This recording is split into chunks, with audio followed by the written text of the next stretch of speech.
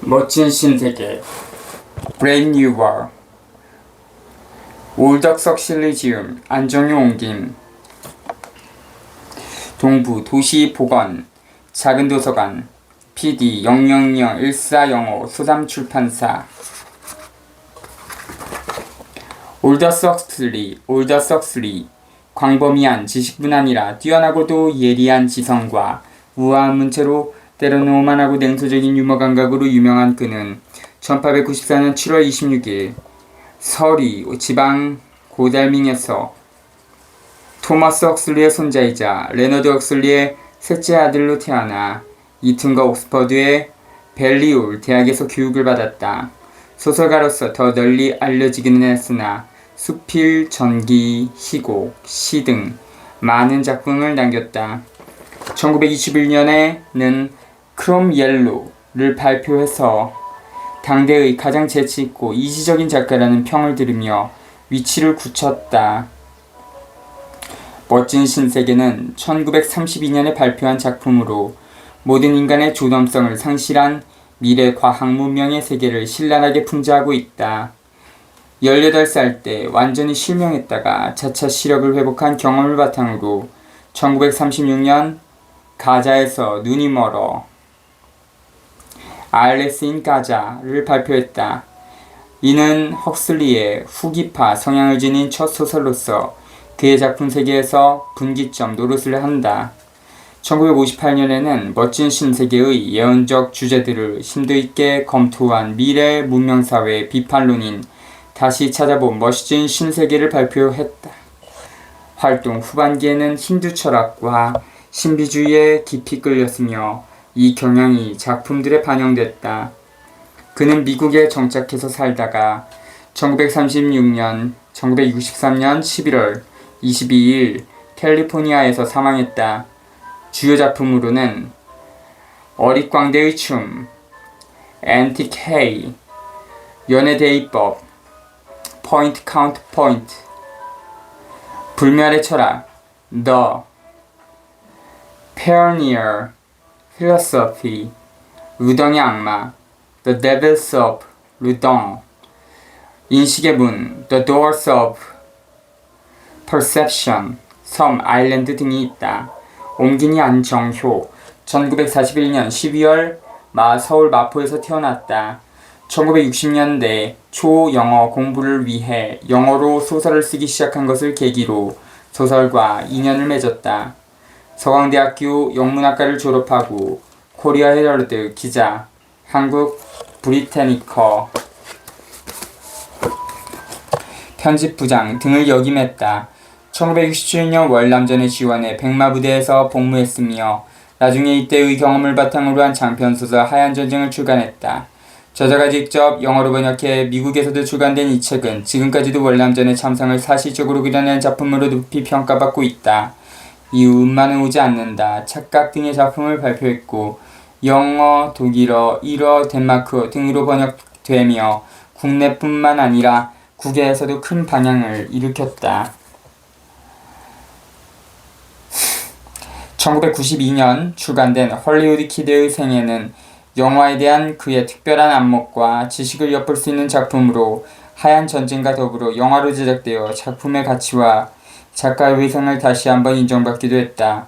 1992년에는 중편 악부전으로 제3회 김유정 문학상을 수상했다. 2013년 발표한 안정효의 오역사전으로 저자가 소설가로서 고집하는 문장관과 번역가로서의 쌓아온 노하우가 집약된 결과다. 번역은 안정효를 설명하는 또 다른 중요한 키워드다.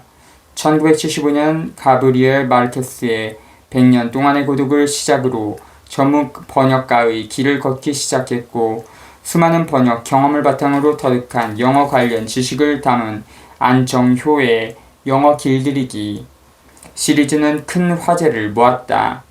활발한 번역 활동과 함께 이화여자대학교 통번역대학원에서 문학작품의 번역을 강의하기도 했다. 우리말로 옮긴 작품으로는 니코스 카잔차키스의 최후의 유호, 오디세이아, 영혼의 자서전, 전쟁과 신물, 마가렛 미첼의 바람과 함께 사라지다, 버트런드 러셀의 권력, 알렉스 벨리의 뿌리, 펄벅이 대지, 밀란 쿤데라의 생은, 다른 곳의 조지프 헬로의 캐치 22, 올덕스 허슬리의 멋진 시에게, 다시 찾아본 멋진 신세계 등이 있으며 현재까지 38년 동안 150여 권의 책을 번역해오고 있다. 1982년 제1회 한국번역 문학상을 수상했다. 안정효는 주말에 낚시를 즐기는 것 외에는 현재도 끊임없이 자신을 담금질하며 집필 활동에 매진하고 있다.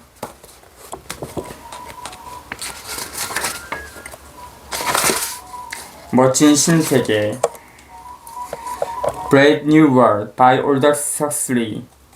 카피라이트 1932년 1946년 by Aldous Huxley. All rights reserved. This Korean edition was published by Sodam and Tell Publishing Company Limited in 2050 by arrangement with the Aldous and Laura Huxley. Literary Trust Mark Trivenon Huxley and Tess Huxley C/O Georges Borchardt Inc. New York through KCC Korea Copyright Center Inc. 서울. 이 책은 주 한국저작권센터 KCC를 통한 저작권자와의 독점계약으로 주 텔 소담에서 출간됐습니다. 저작권법에 의해 한국 내에서 보호를 받는 저작물이므로 무단 전제와 무단 복제를 금합니다. 멋진 신세계 펴는 날 2015년 6월 12일 초판 1세 2022년 6월 25일 초판 19세 지은이 올더스 허슬리 옹기니 안정효 펴는 이태구원 책임편집 김주연 책임미술 장상호 양보은 편행고 소담출판사 서울특별시 성북구 성북로 66 성북동 빌딩 3층 301호 우편번호 02835 전화 745-8566 팩스 747-3238 이메일 소담북스@네이버.com 등록번호 제2-4225 1979년 11월 14일 홈페이지 www.dreamsodam.co.kr ISBN 978-89-7381-472-55 03840 이 도서의 국립중앙도서관 출판 시도서 목록 CIP은 서지 정보 유통 지원 시스템 홈페이지 http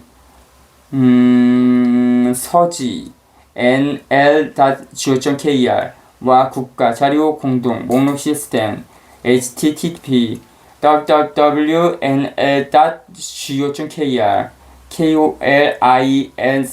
KOLINet에서 이용할 수 있습니다. CIP 제어번호 CIP 2015-014-389 책값은 뒷부지에 있습니다. 잘못된 책은 구입한 곳이셔서 교환해드립니다.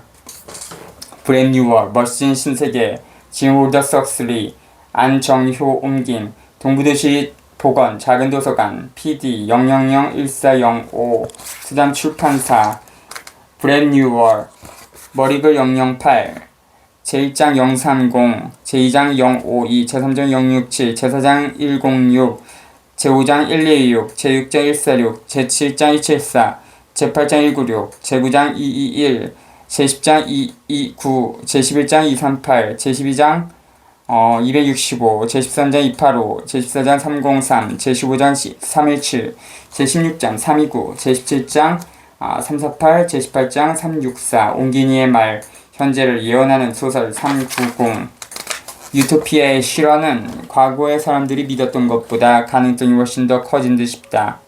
그리고 우리들은 현재 유토피아의 확실한 실현을 어떻게 피하느냐 하는 무척 고민스러운 문제에 직면했음을 느낀다. 유토피아의 실현은 눈앞에 닥쳤다. 그리고 유토피아를 회피하는 길, 완벽하면서 무척 자유로운 비이상향적인 사회로 되돌아갈 길을 지성인들과 교양인 계층이 모색하는 시대, 그런 새로운 한 시대가 도래할지도 모른다. 니콜라이 베르다예프 머리글 모든 도덕주의자들이 견해를 같이하듯 만성적인 자책감은 매우 바람직하지 못한 감정이다. 혹시 무슨 나쁜 행위를 저질렀다면 잘못을 뉘우치며 능력건 그것을 시정하고 다음에는 더 잘하도록 스스로 다짐해야 옳다. 어떤 경우에도 자신의 잘못에 두고두고 집착해서는 안 된다. 오물 속에서 뒹구는 것이 몸을 깨끗이 하는 가장 좋은 방법은 아니다. 예술에도 역시 나름대로의 도덕이 존재하는데 예술의 도덕을 다스리는 여러 법칙은 일반적인 윤리 법칙들과 같거나 어느 정도 유사하다. 예를 들어 미흡한 예술 작품에 대해서 스스로 느끼는 자책감이란 일상적인 어떤 부족한 행실에 집착하는 죄의식과 마찬가지로 바람직하지 못한 감정이다. 나쁜 요소는 찾아내고 일단 시인한 다음 가능하면 되풀이하지 않도록 조심하면 된다. 20년 전에 저지른 문학적인 결함들에 집착하는 행위, 처음 작품을 만들 때 이룩하지 못했던 완벽성을 성취하기 위해 좋지 못한 작품을 뒤늦게 보완하려는 시도, 지금과는 크게 달랐던 젊은 시절에 저질러 놓은 예술적인 미숙함을 바로잡기 위해 헛되이 중년 시절을 낭비하는 짓, 이는 모두 분명히 쓸모없고 허황된 행위다. 바로 그런 이유 때문에 새로 내놓은 이 멋진 신세계는 과거의 작품과 다를 바가 없다. 예술작품으로서 그것이 지닌 결점들은 상당히 많지만 이를 바로잡으려면 나는 책을 다시 써야 마땅할 테고, 그러면 나이를 더 먹은 다른 사람으로서 새 작품을 쓰는 과정을 거치면 나는 아마도 작품의 몇 가지 결함들 뿐만 아니라 본질이 지니고 있던 장점들 역시 제거하게 되었으리라. 그래서 예술적인 자책감에 빠져 허덕이려는 유혹에 저항하며 나는 차라리 좋은 점과 나쁜 점을 다 같이 그대로 내버려 두고 차라리 무슨 다른 얘기를 하고 싶다. 어쨌든 적어도 이 소설이 범한 가장 중대한 결점만큼은 언급해야 옳을 듯 싶은데 그 결점은 바로 이것이다. 야만인에게는 유토피아에서 미친 삶을 살거나 아니면 원주민, 마을에서 원시인으로 살아가는 오직 두 가지 선택만이 허락되었는데 후자는 몇 가지 양상에서 훨씬 인간적이지만 다른 면에서는 해괴하고 비정상적인 면모가 유토피아에서의 삶과 별로 다를 바가 없었다. 이 책을 집필할 무렵에는 많이 미쳤느냐 아니면 조금 덜 미쳤느냐 사이에서 양자택일을 하는 정도의 자유의지밖에는 인간들에게 용납되지 않았다는 개념이 나로서는 재미있게 여겨졌으며 사실 그것이 상당히 현실성을 지닌 상황이라는 생각까지 들었다. 하지만 극적인 효과를 누리기 위해서 나는 반쯤은 신령제 같고 반쯤은 현실의 실제는 참의 수도의 펜션트, 페니텐트 같은 가혹한 종교를 섬기는 신자들 사이에서 성장한 야만인에게 그가 성장한 배경보다 훨씬 합리적인 발언을 자주 하게끔 용납했다. 아무리 그가 셰익스피어의 작품 세계에 통달했다고 해도 사실 현실적으로 그런 발언이 이루어지기는 불가능한 일이다.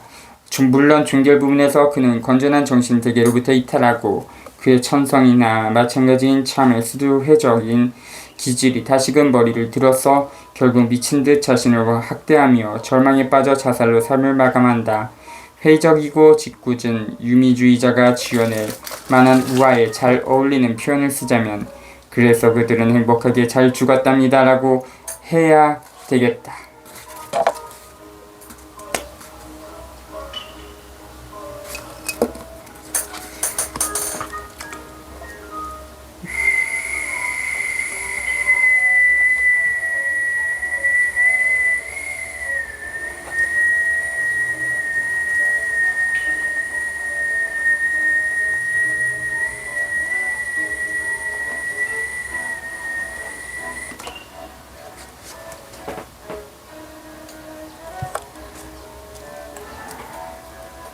온전한 정신으로 살아가기가 불가능하다고 주장할 마음이 지금의 나에겐 없다. 건전한 정신적인 삶이 상당히 보기 드문 현상이라는 씁쓸한 확신이 비록 과거와 별로 달라지진 않았지만 이젠 그런 삶을 성취할 가능성이 존재한다고 나는 굳게 믿으며 그런 세상을 더 많이 보게 되기를 원한다. 최근에 몇몇 저서에서 그런 견해를 피력했을 뿐만 아니라 무엇보다도 건전한 정신을 지닌 사람들이 건전한 정신적인 삶에 관해서 언급한 내용과 그런 삶을 달성할 수 있는 방법론을 한 권의 책으로 묶어서 펴낸 탓으로 나는 어느 저명한 학계 비평가로부터 위기를 맞아 실패를 겪은 지식인의 슬픈 본보기라는 소리를 들었다. 내가 판단하기에 이 발언은 그렇게 지적한 교수와 그의 동료들은 성공을 거둔 유쾌한 본보기들이라는 의미인 듯 싶다. 인류에 은혜를 베푼 사람들에게로 영광과 경배를 돌려야 마땅하리라.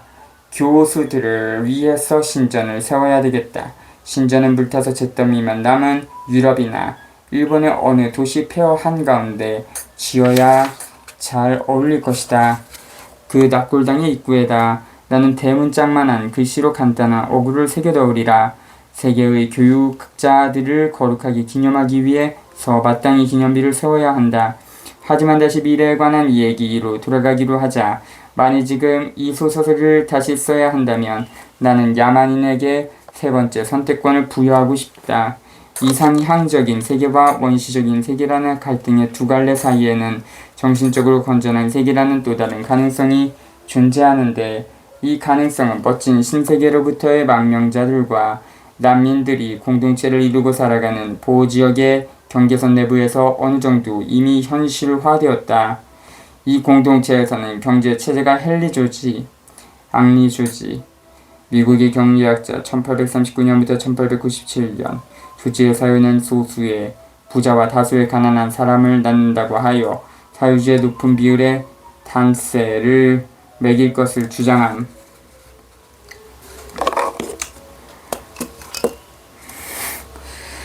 정치체제는 표트르 크로포킨 적인 협동체가 내리라. 과학과 기술은 현재도 그렇고 멋진 신세계에서는 더욱 그렇듯이 인간이 그에 적응하여 노예가 되는 것이 아니라 안식일과 마찬가지로 인간에게 휴식을 마련해준다.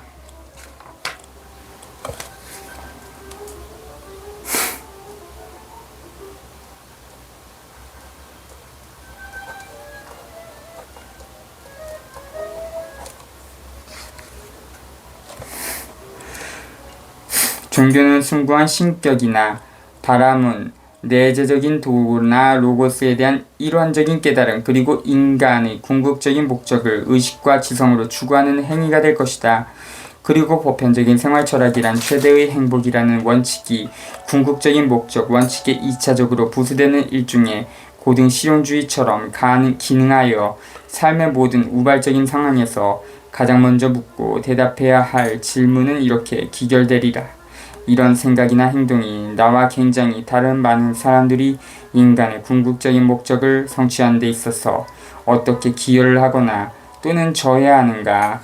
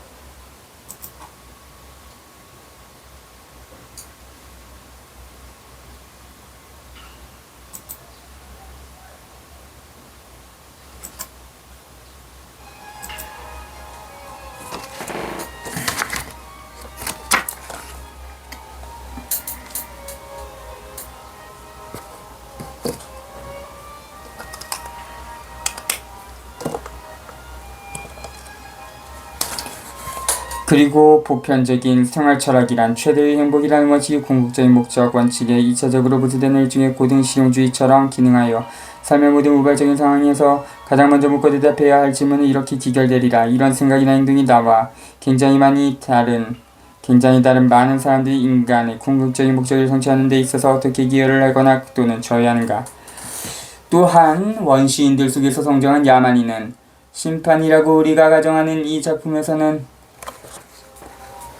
건전한 정신의 추구에 헌신하며 자유롭게 서로 협동하는 개인들로 구성된 사회의 본질에 관해서 직접적인 체험을 통해 무엇인가 배울 기회를 거치기 전에는 유토피아로 보내지 않을 것이다.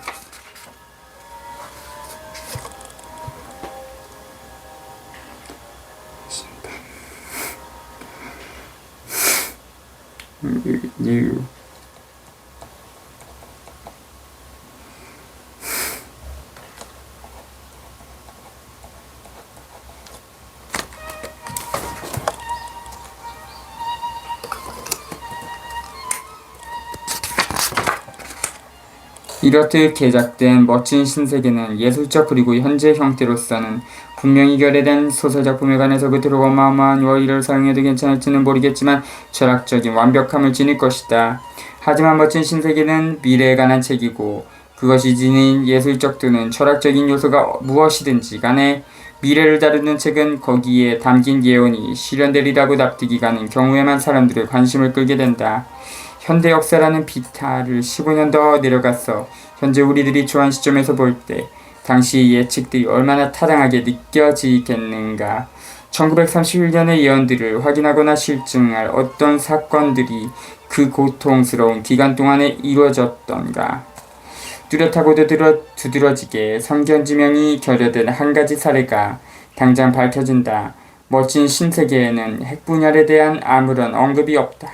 이 책을 집필하기 여러 해 전부터 원자력의 가능성들은 대화에서 즐겨 나누었던 화제였으므로 그런 내용이 언급되지 않았다는 점은 사실 상당히 이상한 일이다. 나의 오랜 친구인 로버트 니콜스는 그 소재를 희곡에서 다루어 성공하기도 했으며 나 자신도 20년대 후반에 발표한 어느 소설에서 그런 얘기를 잠깐 언급했었던 기억이 난다. 따라서 포드의 기원, 7세기에 등장한 로켓과 헬리콥터들이 핵을 분해시켜 얻은 동력을 사용하지 않는다는 점은 아주 이상하다. 그런 소홀한 결함은 변명의 여지가 없을지도 모르지만 그나마 설명만큼은 쉽게 할 수가 있다.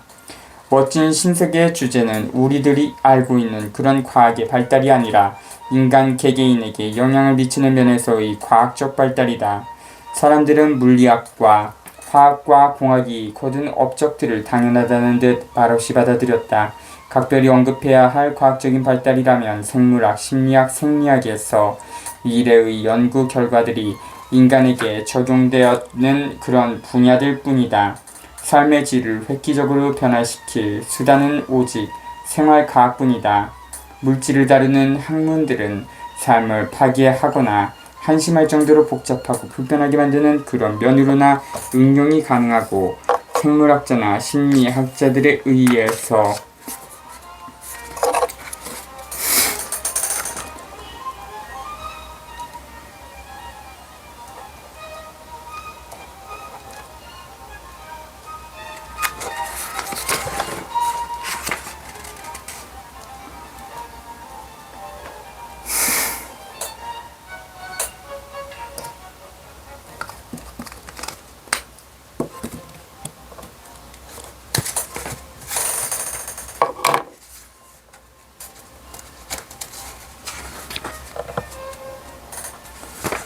수단으로 이용되기 전에는 삶 자체의 자연스러운 형태와 구현 방식을 수정하는 그것 또한 기능도 발휘하지 못한다.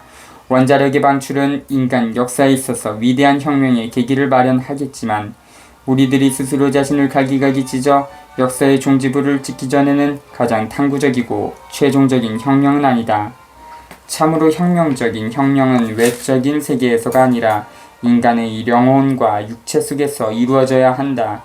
때마침 혁명적인 시기에 살았던 터라 마르키스 드 사드가 그의 독특한 광증의 양상을 합리화시키기 위해서 이 혁명의 이론을 동원했다는 것은 지극히 당연할 따름이다.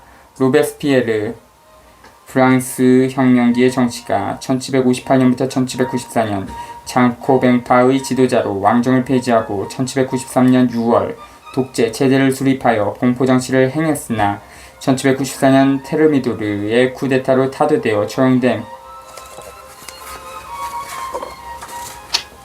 로베스피에르는 가장 피상적인 종류의 혁명인 정치혁명을 달성했다.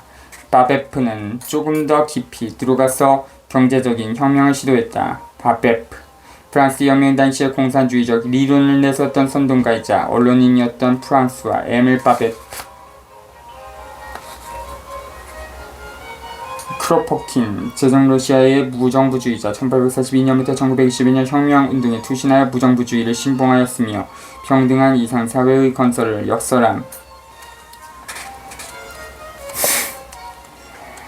바베프는 조금 더 깊이 들어가서 경제적인 혁명을 시도했다. 사드는 자신을 단순히 정치와 경제를 초월한 참된 혁명적인 혁명의 사두라고 자처했다. 그가 앞장을 섰던 혁명은 남자들과 여자들과 아이들 개개인의 혁명으로서 전통적인 문명사회에서 애써 습득한 억제 요소들, 즉 온갖 당연한 품격을 이성으로부터 모두 제거하고 그들의 육체는 이제부터 모든 사람의 성적인 공동 소유물이 되도록 해방시키는 혁명이었다. 사디즘, 마르키스 드 사드의 사상. 사디즘과 참된 혁명적인 사상 사이에는 물론 아무런 필연성이나 불가피한 연관성이 존재하지 않는다. 사드는 광인이었으며 그의 혁명이 내세우던 어설픈 목표는 전반적인 혼돈과 파괴가 고작이었다. 멋진 신세계를 통치하는 사람들은 절대적인 의미에서 보자면 정신적으로는 건강하지 못할지도 모르지만 그래도 그들은 미착강이가 아니다. 그들의 목표는 무정부 상태가 아니라 사회적인 안정이다.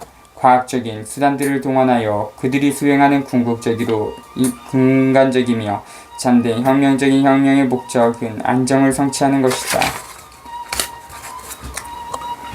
하지만 한편으로 우리들은 선두에서 두 번째일지도 모르는 혁명의 첫 단계를 거치는 중이다. 다음 단계는 핵전쟁일지도 모르는데 그 경우라면 우리들은 미래에 관한 예언에 신경을 쓸 필요가 없다. 인간이 비록 전쟁을 모두 끝내지는 못할지언정 적어도 18세기에 살았던 조상들이 그랬던 것처럼 이성적으로 행동할 만큼은 지각이 있으리라고 믿어도 될 것이다. 30년 전쟁이 야기했던 끔찍한 공포는 인간에게 참된 한 가지 교훈을 남겼고 그로부터 100년이 넘는 세월 동안 유럽의 정치가들과 장군들은 파괴력의 한계점까지 이르도록 그들의 군사적인 비축력을 동원하거나 대부분의 싸움에서 적이 완전히 전멸될 때까지 싸움을 계속하려는 유혹에 대해서 의식적으로 반발했다. 그들은 물론 영광과 이득을 탐하는 침략자들이었지만 다른 한편으로는 보수적인 사람들이기도 했어 어떠한 대가를 치르더라도 그들의 세계를 온전하게 보존하려는 각오가 되어 있었으며 항상 그런 방향으로 노력을 기울였다. 지난 30년 동안은 보수주의자들이 없었고 우익민족주의적 과격파와 좌익민족주의적 과격파만 있었을 따름이다. 마지막 보수파 정치인은 랜즈다운 5대 후작이었다. 보어전쟁 당시의 전쟁상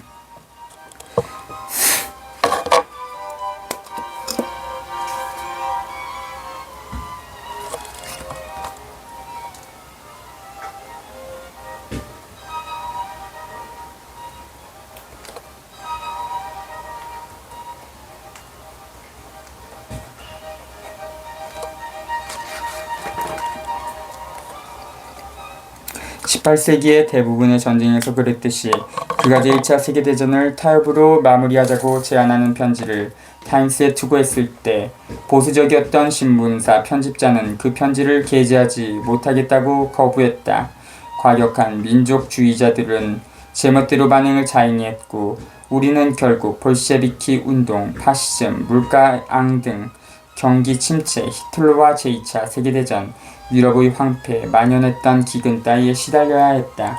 그렇다면 조상들이 마그데부르크로부터 배웠던 것처럼 마그데부르크는 독일의 엘베 강변에 있는 도시로 30년 전쟁된 시 7개월 동안의 공방전 끝에 거의 전수되고 4만 명의 주민이 학살됐음. 우리들도 히로시마에서 교훈을 배울 능력을 갖추었다고 가정한다면 인간은 진정한 평화는 아닐지언정 제한되고 부분적으로만 황폐화되는 전쟁의 시대를 기대할 수도 있으리라. 그동안의 핵에너지를 산업용으로 활용할 수 있으리라는 가정도 가능해진다. 거기에서 유발되는 상당히 확실한 결과는 빠른 속도와 철저함에 있어서 전례를 찾아볼 수 없는 일련의 경제적, 사회적 변화들이다. 원자력이라는 비인간적인 현실에 적응하기 위해서는 인간의 삶이 이루는 모든 기존 과정들이 붕괴되고 새로운 형태들이 생겨나야 하리라. 현대 의상을 걸친 프로크루스테스라 할 수 있는 핵과학자들은 프로크루스테스, 그리스 신화에 나오는 아티카의 거인으로 나그네들을 붙잡아 잠자리를 제공하는데 집에 크고 작은 두 침대를 놓고 큰 손님은 작은 침대에 재워 침대에서 빠져나온 다리를 톱으로 썰어버리고 작은 손님은 큰 침대에 맞게 다리를 잡아 느려 죽이던 흉한 폴리페몬이라고도 함.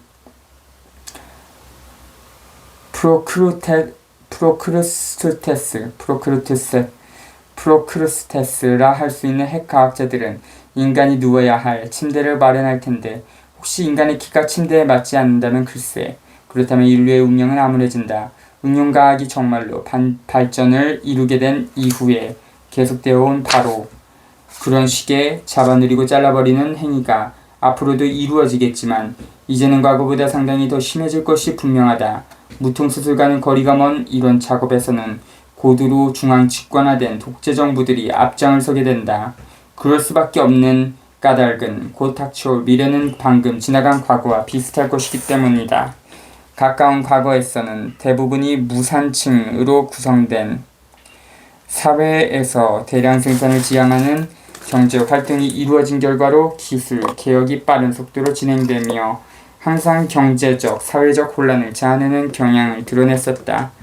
혼란에 대처하기 위해서 권력은 중앙으로 집중되었고 정부의 통제력이 증가했다. 원자력의 응용이 이루어지기 전에도 세계의 모든 정부는 독재적인 체제를 어느 정도 완벽하게 갖출 상당한 잠재성을 보유했으며 그들이 원자력 응용 과정과 그 이후의 전체주의적인 체제를 갖추리라는 예측은 거의 확실하다.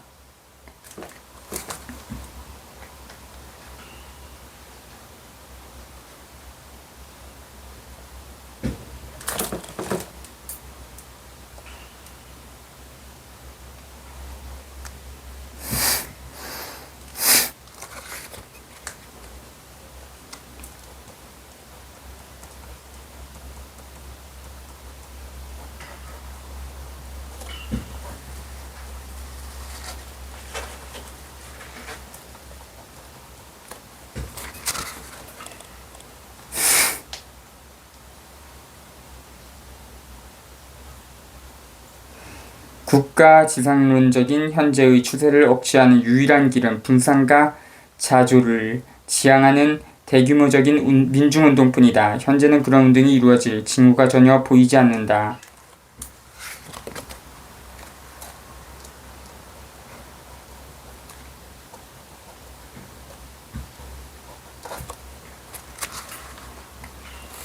물론 새로운 전체주의 체제들이 옛 체제들을 꼭 닮아야만 한다는 이유는 없다. 몽둥이와 총살로 다스리는 정부들, 인위적인 기금과 대량 투옥과 대규모 추방에 의존해서 통치하는 정부들은 요즘에는 그런 것쯤은 별로 신경 쓰는 사람도 없지만 비인간적일 뿐 아니라 두드러질 정도로 비능률적이다. 비능률이란 기술이 발달한 시대에서는 성령에 대한 죄악이다.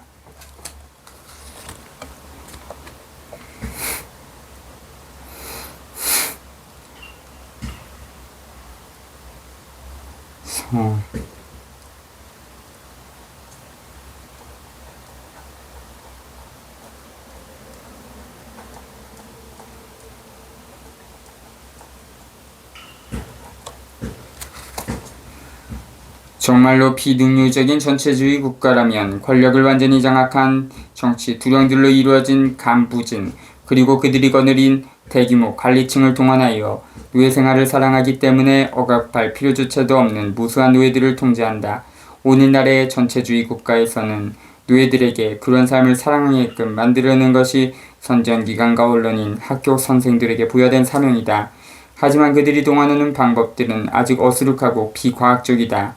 자신들에게 아이들의 학교 교육을 맡기면 인간의 종교적인 견해에 대한 답변을 해줄 수 있을 거라고 과거의 예수의 수도사들이 들어놓았던 자랑은 비현실적인 소명이 담긴 관념의 산물이었다. 현대의 교육자들은 볼테르, 프랑스의 계몽기의 사상가, 1294년부터 1778년 신앙과 언론의 자유를 추구하는 합리주의적인 계몽사상가로 활약함. 볼테르를 가르쳤던 성직자들보다 학생의 반사작용을 통제하는 능력이 훨씬 미흡한지도 모른다. 선전활동이 이룩한 가장 위대한 승리는 무엇을 실행해서가 아니라 무엇을 하지 않도록 억제하는 데서 달성됐다. 진리는 위대하지만 현실적인 측면에서는 진실에 대한 침묵이 더욱 위대하다. 지역의 정치 지도자들이 바람직하지 않다고 간주하는 사실이나 문제를 대중으로부터 차단하기 위해 처칠 수상이 말한 소위 철의 장막을 침으로써, 그러니까 어떤 내용들을 단순히 언급하지 않음으로써 독재국가의 선전 담당자들은 가장 운병적인 비판이나 강력한 논리적인 방법보다도 훨씬 효과적으로 여론에 영향을 끼쳤다. 하지만 친문만으로는 충분하지 못하다. 박폐와 처형과 사회적인 갈등 따위의 다른 부작용을 피하려면 선전활동의 부정적인 면과 마찬가지로 긍정적인 면 또한 효과적으로 도모해야 한다.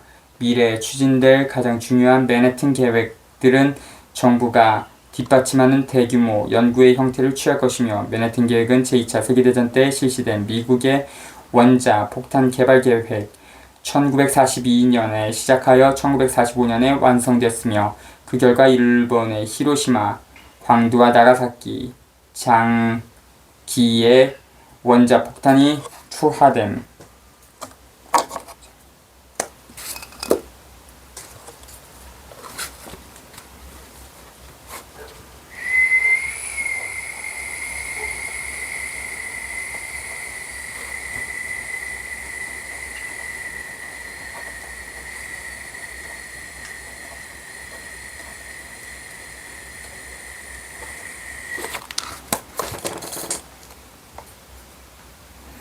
여기에 참여하는 과학자와 정치가들이 주창하는 행복의 문제란 사람들에게 노예 생활을 사랑하도록 만드는 과제를 뜻한다. 경제적인 안정이 없다면 노예 생활을 사랑한다는 상황이 이루어질 가능성이 없다. 간단히 얘기하자면 나는 모든 권력을 장악한 지도층과 그들이 거느린 간부들이 영원한 안정이라는 문제를 해결하는 데 성공하리라고 가정한다. 하지만 안정이란 사람들이 아주 빨리 당연한 것으로 간주하는 경향이 있다.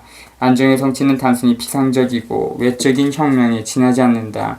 노예 생활을 사랑하는 속성이란 인간의 이성과 육체 속에서 이루어지는 깊고 개인적인 혁명의 결과 이외에는 무엇으로도 달성이 되지 못한다. 그런 혁명을 실현하기 위해서 우리는 다음과 같은 발견과 발명들을 필요로 하게 된다.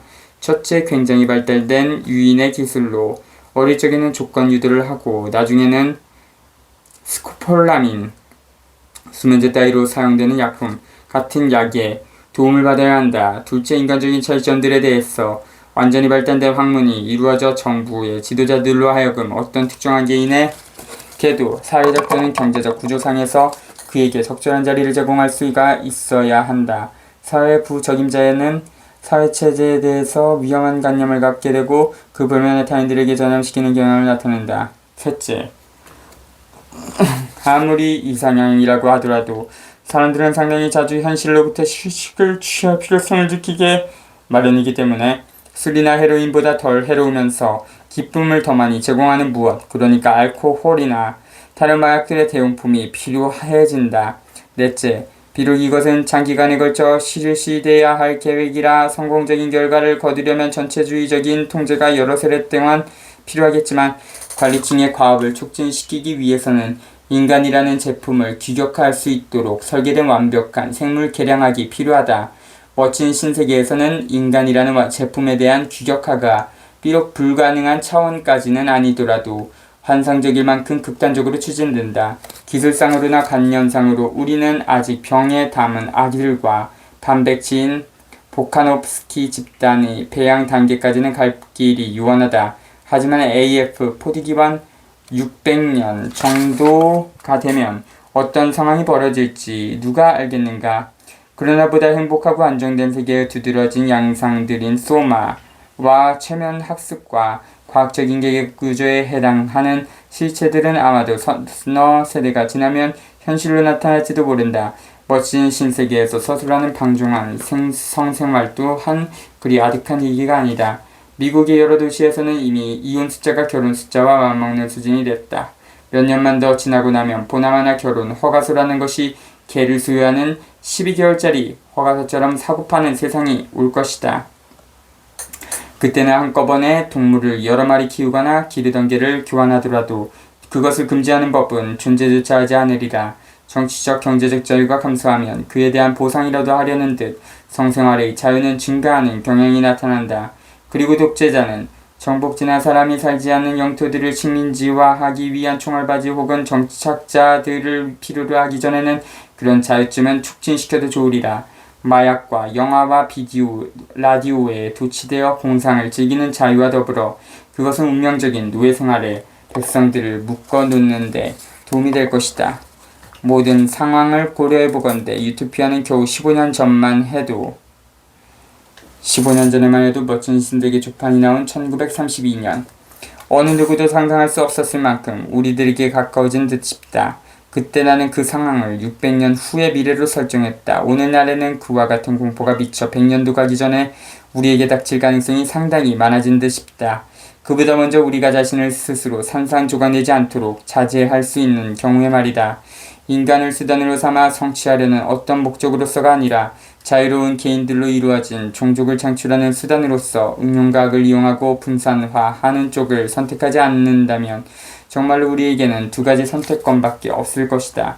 한 가지 선택은 만일 전쟁이 제한된 경우라면 궁극주의가 영구화되겠지만 원자탄의 공포에 뿌리를 두고 그로 인해서 문명 세계를 파괴하게 될 수많은 무장한 민족주의적 전체주의 국가의 형태다. 다른 한 가지 선택은 전반적이고 급속한 기술상의 발달로 유발된 사회적 혼란에 의해서 생성되고 능률성과 안정의 필요성에 따라 유토피아라는 복지 독재사회로 발전하는 하나의 초국가적 독재체제다. 인간은 선택을 하면 그에 대한 대가를 지불해야 한다. 1946년 브레이브 뉴 월드